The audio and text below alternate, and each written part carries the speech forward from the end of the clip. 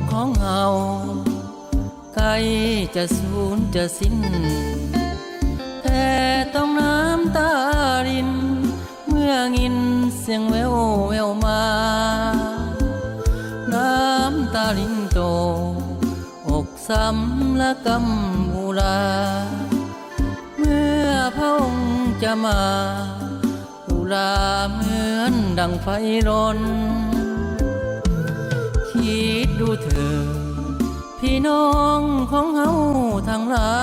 ยเพื่อนทั้งหญิงทั้งชายจะตายอยู่ในเตาถ่านตอนนั้นวิญญาณจะนำสู่พิพากษาแล้วพระองค์จะมาตัดสินอยู่บนสายแดนพ่อแม่ลูกจะได้พัดพากจากกันเพื่อนฝูงที่เคยผูกพันจะไปอยู่คนละแห่งฝูงคนที่เสื่อจะได้ไปอยู่สวรรค์คนที่บ่ฟังนั้น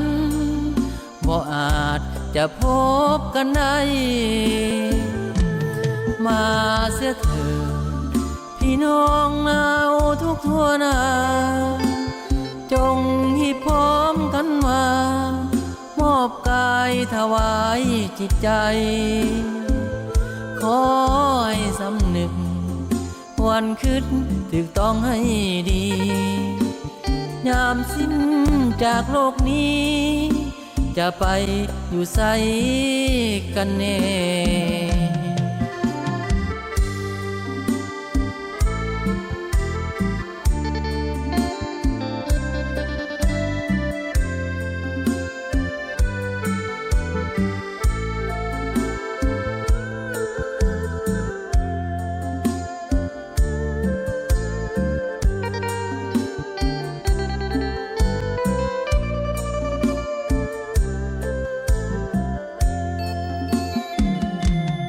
พ่อ